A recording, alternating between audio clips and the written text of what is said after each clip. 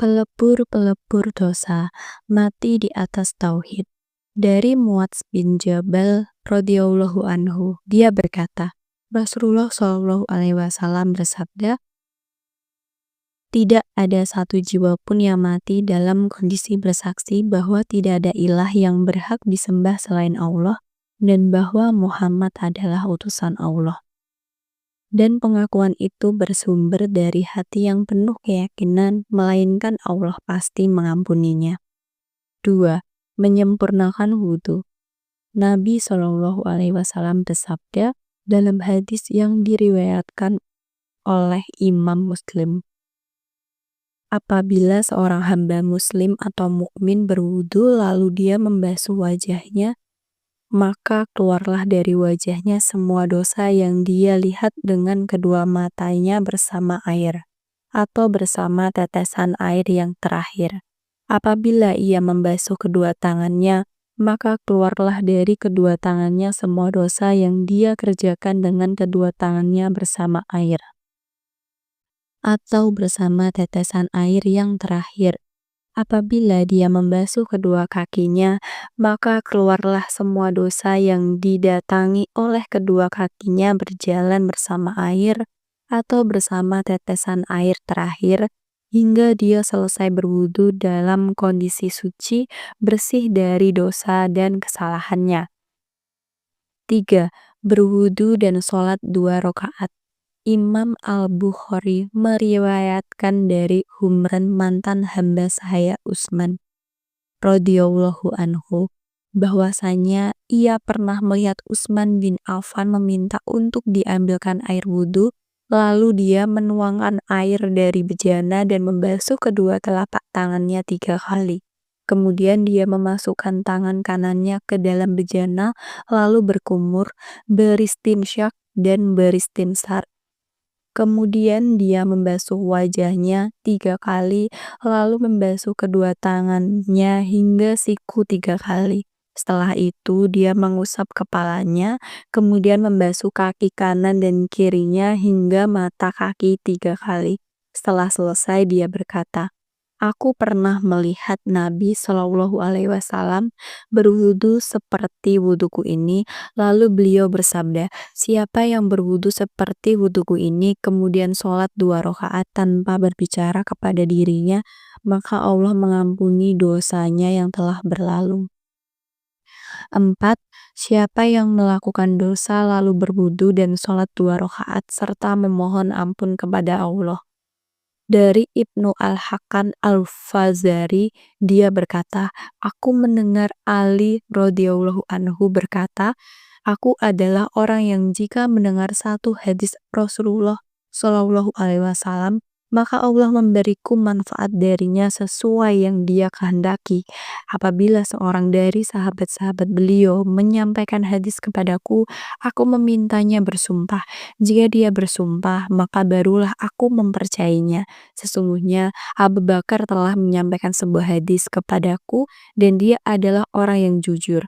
Abu Bakar berkata, aku mendengar Rasulullah Shallallahu alaihi wasallam bersabda, tidak ada seorang pun yang melakukan satu dosa, kemudian ia bangkit untuk bersuci dan sholat, lalu ia memohon ampun kepada Allah, melainkan Allah akan mengampuninya. Kemudian Nabi Shallallahu alaihi wasallam membaca ayat berikut, dan juga orang-orang yang apabila mengerjakan perbuatan keji atau menganiaya diri sendiri, mereka ingat akan Allah lalu memohon ampun terhadap dosa-dosa mereka. Quran Surat Ali Imran ayat 135. 5. Sholat berjamaah di masjid. Dari Utsman bin Affan radhiyallahu anhu, dia berkata, aku mendengar Rasulullah Shallallahu alaihi wasallam bersabda, siapa yang berwudu untuk sholat dan dia menyempurnakan wudunya, lalu berjalan menuju sholat fardu dan menunaikannya bersama orang-orang atau bersama jamaah atau di masjid, maka Allah akan mengampuni dosa-dosanya. Diriwayatkan dalam Sahih Al-Bukhari dari Abu Hurairah radhiyallahu anhu, Nabi Shallallahu alaihi wasallam bersabda, hal itu dilipat gandakannya pahala sholat didapatkan jika dia berwudu lalu membaguskan wudunya, kemudian keluar menuju masjid, tidak ada yang mendorongnya keluar kecuali untuk sholat, maka tidaklah dia melangkah satu langkah, melainkan diangkat satu derajat untuk dan dihapus darinya satu kesalahan darinya. 6. Banyak melangkah ke masjid dan menunggu sholat sesudah sholat.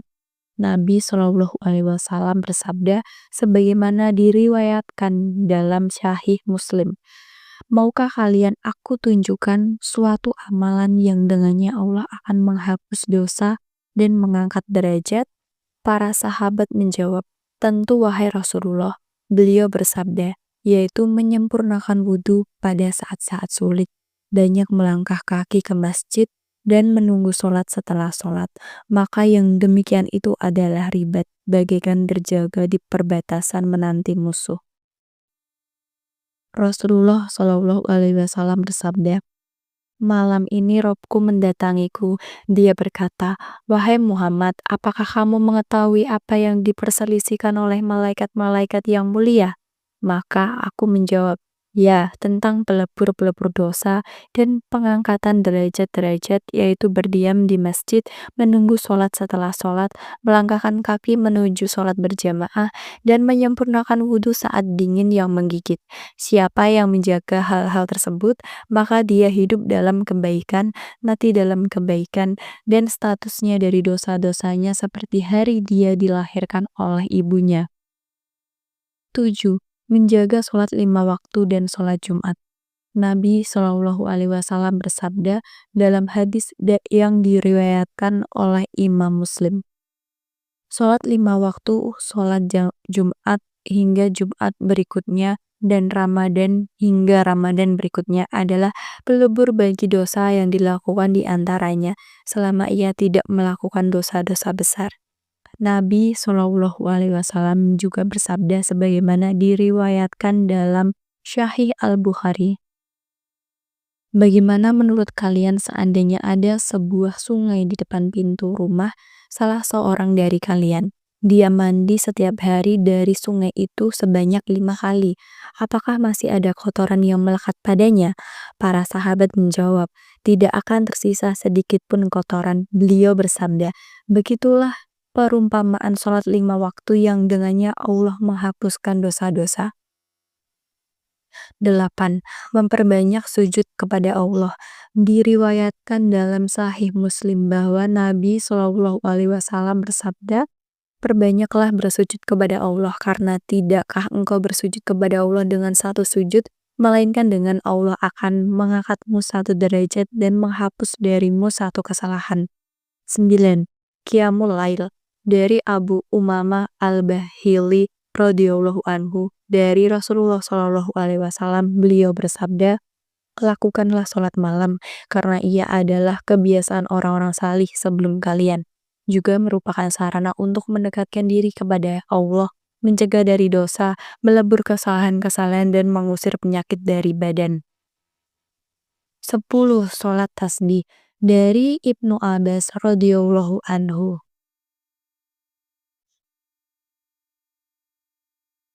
ia berkata, Rasulullah Shallallahu Alaihi Wasallam bersabda kepada Al-Abbas bin Abdul Muthalib radhiyallahu anhu, wahai Abbas, wahai pamanku, maukah engkau menerima pemberianku, hadiahku, dan penghormatanku?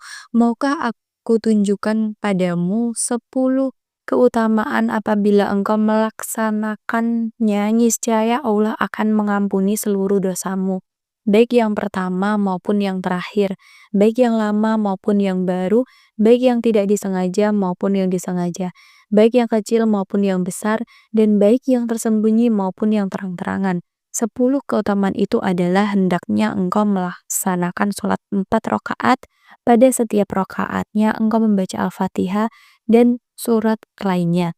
Jika engkau telah selesai membaca rakaat pertama, ucapkan dalam keadaan berdiri, Subhanallah walhamdulillah wala ilaha illa wallahu akbar. Maha suci Allah, segala puji bagi Allah, tidak ada ilah yang berhak disembah selain Allah, dan Allah maha besar. sebanyak 15 kali, kemudian rukulah dan bacalah zikir di atas dalam keadaan ruku sebanyak 10 kali, lalu bangunlah dari ruku dan bacalah dalam keadaan iktidal 10 kali. Setelah itu engkau bersujud dan membacanya dalam keadaan sujud 10 kali, kemudian engkau duduk antara dua sujud dengan membacanya 10 kali, kemudian engkau kembali bersujud dan membacanya 10 kali. Lalu engkau duduk sejenak sambil membacanya sebanyak 10 kali, semuanya 75 kali dalam satu rakaat. Lakukanlah itu dalam 4 rakaat. Apabila engkau dapat melaksanakannya 1 kali setiap hari, maka lakukanlah. Kalau tidak mampu, maka lakukanlah sekali dalam sepekan. Kalau tidak mampu, maka sekali dalam sebulan. Kalau tidak mampu, maka sekali dalam setahun. Dan kalau tidak mampu juga, maka sekali seumur hidup. 11. Mandi atau berwudu lalu menunaikan sholat Jumat. Diriwayatkan dalam Sahih Al-Bukhari dari Salman Al-Farisi radhiyallahu anhu. Dia berkata, Nabi Shallallahu alaihi wasallam bersabda, "Tidaklah seorang laki-laki mandi di hari Jumat, membersihkan diri semampunya, menggunakan minyak rambut untuk merapikan rambut dan janggutnya, atau memakai wangian di rumahnya, kemudian dia pergi menuju masjid dan tidak memisahkan antara dua orang, lalu dia sholat sunnah sebanyak yang ditetapkan untuknya, serta dia menyimak khutbah saat imam berbicara, melainkan dosanya antara Jumat tersebut dengan Jumat berikutnya akan diampuni." Dari Abu Hurairah radhiyallahu anhu, dia berkata, Rasulullah Shallallahu alaihi wasallam bersabda, barang siapa yang berwudu pada hari Jumat lalu dia menyempurnakan wudunya, kemudian dia mendatangi sholat Jumat, diam dan mendengarkan khutbah, maka dosa antara Jumat itu dengan Jumat yang lain diampuni dengan tambahan 3 hari. Dan siapa yang bermain-main dengan kerikil, maka dia telah berbuat sia-sia. 12. Azan. Nabi Shallallahu alaihi wasallam bersabda, seorang muazin akan diampuni sejauh jangkauan suaranya.